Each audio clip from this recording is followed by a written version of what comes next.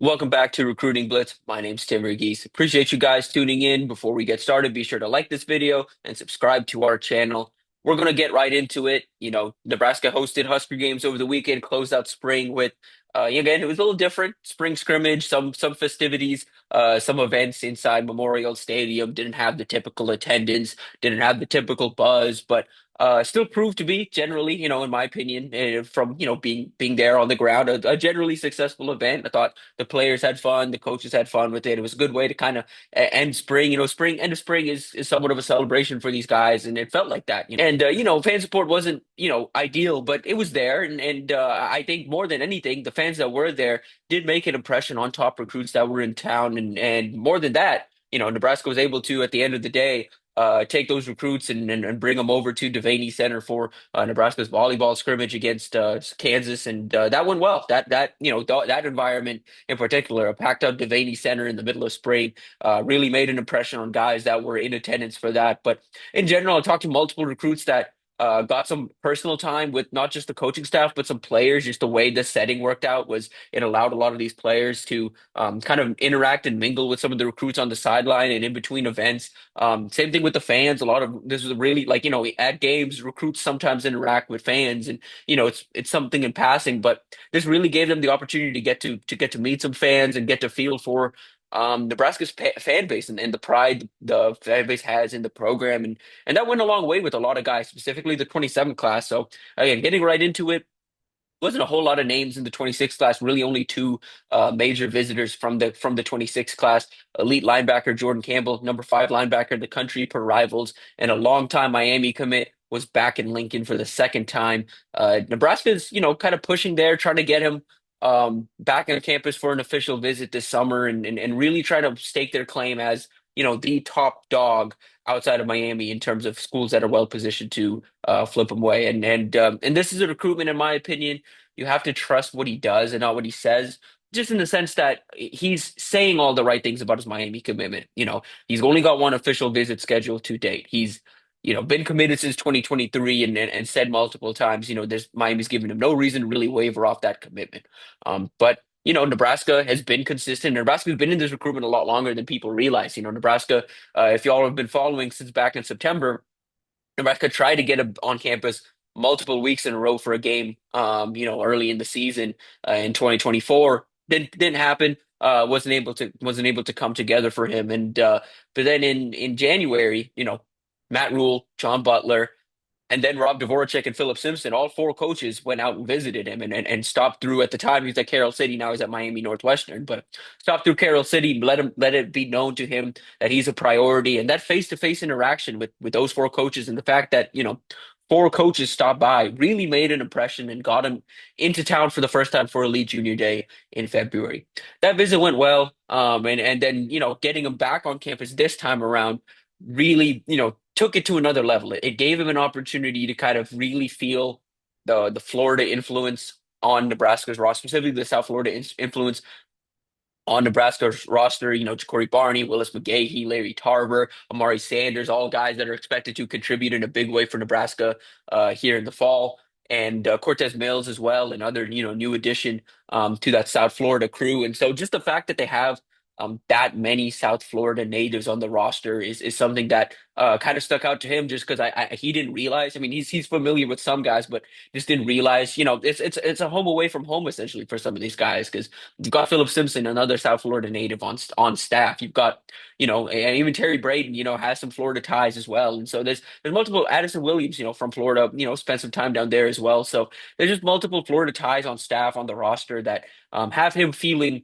increasingly comfortable. And so at this point, I think he's going to start scheduling a few more OVs, maybe not that many. I could see maybe two or three, but I think Nebraska's best position to get one outside of Miami at this point. And so Nebraska would like to make it that June 20th date. I believe that's what he's got his Miami visit scheduled for. So we'll see what ends up happening. But Nebraska would like to get that OV scheduled for him in June. And at this point, we'll see. I'm growing increasingly confident Nebraska's going to be able to get that OV out of him. Will they be able to, finish the job and get over the hump and beat out Miami? It's going to be tough. I mean, again, it's the hometown school. He's been committed for a long time, and that's a program on the upward trajectory as well. And he's really got no reason to waver on that. But Nebraska's consistency continues to stick out. I think Nebraska has shown him they have a plan for him on and off the field, and have made it known to him they want him not just as a player but as a person, and that's a big deal uh, for a kid like him. So that's really the big 26 name. In-state linebacker Jace Reynolds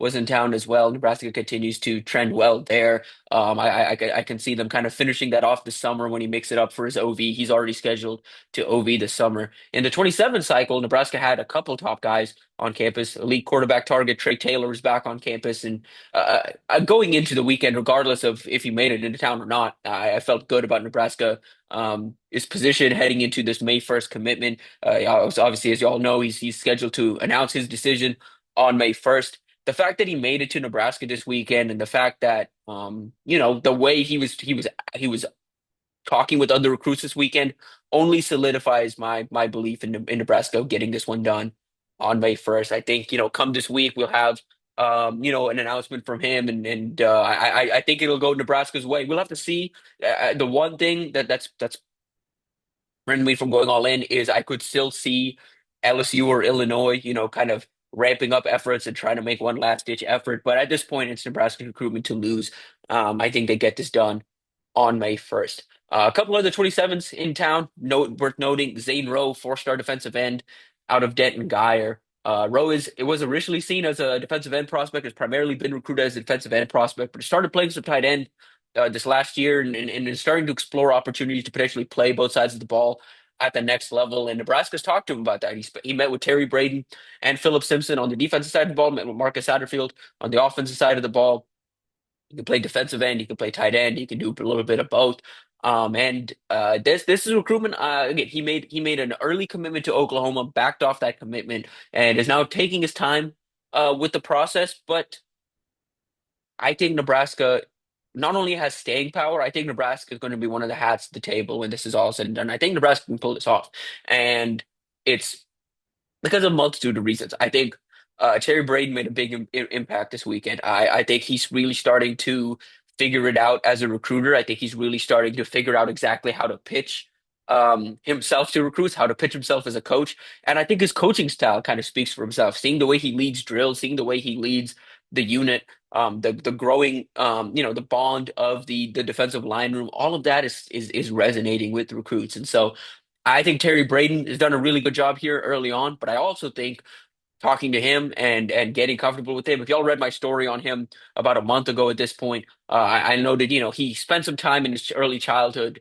living in Lincoln between ages 3 and 5, was living in Lincoln, and he's still got family on his dad's side up in Lincoln. I asked him just this weekend kind of what was it like getting back up here, and what would going to Nebraska as the school mean for you? And he said it'd be like going home, be like coming home, on top of growing up, spending a couple years of his childhood in Lincoln. He spent a lot of holidays with his father's side of the family up in Lincoln. So he's quite familiar with the area, quite familiar with the city, and is growing increasingly comfortable with the campus. He's planning to be back in the summer. Said as soon as he can make it back up to campus, he will. He wants to be back for one, if not two games in the fall. Again, I really like the work Nebraska's done to this point, but just the family ties and the comfort in Lincoln gives Nebraska a really strong shot here. Nebraska also, just from that southeast region, while we're talking about it, it's got two four-star cornerbacks, four-star DBs from Oklahoma, and Samaj Stanford out of Jenks, and Bryson Brown out of Broken Arrow, both in Oklahoma, of course. And this is a Jamar Mosey all the way. Jamar Mosey's kind of leading the way for Nebraska in Texas and in Oklahoma, and his ties in Oklahoma have Nebraska standing out to both these guys. Stanford's been to campus a couple times. This is Brown's first time on campus, and they visited together. So Stanford kind of served as the de facto kind of tour guide, was able to show him the ropes of Nebraska's facilities and getting around campus and getting a feel for the city. And Nebraska likes Stanford a lot. They see him as one of the top safeties in this 27 cycle. Brown is a rising target on the board. This is one of those recruitments where we'll just have to wait and see. But if anyone right now, if anyone can pull those two out of Oklahoma, whether it's Oklahoma or Oklahoma State, I think Nebraska's moving into that position as that school that can pull them out of their home state. Those two guys. Again, two of the top nickels in the country per rivals. Stanford, more of a safety, in my opinion. Brown can play more corner, in my opinion. But Nebraska's really pushing for the package deal there, and they'd like to get that done here soon. And then we'll see what happens. I think if Taylor does in fact commit to Nebraska here later this week, I think it could be a good jumping off point for this 27 class. We've talked a lot over the last few weeks about the type of talent Nebraska's gotten in 2027 on campus. They have a really good shot, in my opinion, of putting together a top 15 class. I think that's something that can be realistic if they win some games here in the fall, and if they continue to hit the gas and press the right buttons with some of these top targets, because they're well positioned for multiple Elite 27 targets. Just touching on a couple other names that were in town. I thought it was notable. 27 tight end Cooper Terwilliger out of South Dakota, one of the top Midwest prospects in the 27 cycle, was back in town. Nebraska continues to just push there. They've had him on campus a couple of times now. Again, this is not an open and shut recruitment by any means, but no, I think Nebraska at this point has had him on campus more than anybody. I think they continue to press the right buttons, and I think they can get that done. But that one's far from over. Nebraska got Reese Russell, four-star offensive lineman out of Valor Christian out in Colorado, in town this weekend.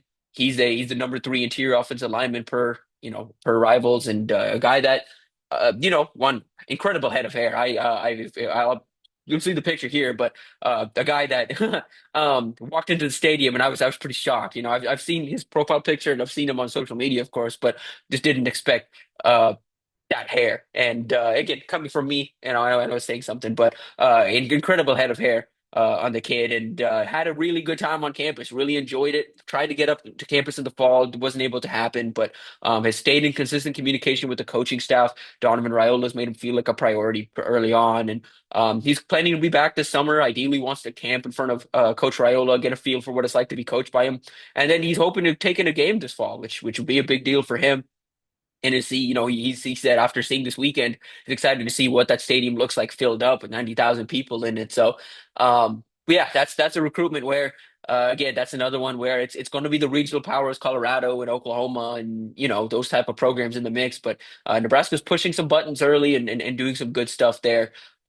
Early on. We've got more intel over at InsideNebraska.com. Be sure to check that out. We've got stories coming up, and interviews coming out throughout the week. We also have our in-depth intel piece up already. We posted that yesterday, so be sure to check that out. We've also got some sights and sounds over at the YouTube channel from Husker Games. If you missed out, be sure to check that out. I'll link it at the end of this video. I would also say if we're getting into May, and things will slow down for a bit, but stay tuned in. We've got obviously Trae Taylor decision coming later this week. Will it be Nebraska? Will it be someone else? A couple more days before that announcement is official. Then we've got June ramping up into official visit season and camp season, and that's when things really get going. So we're not going anywhere. We're gonna keep pedal to the metal, even though spring's over. There's no rest here on the recruiting side of things. So we're all gas here. So stay tuned in over to InsideNebraska.com and the Inside Nebraska YouTube channel. We appreciate you guys tuning in. That'll probably do it for us here. We'll be back next week.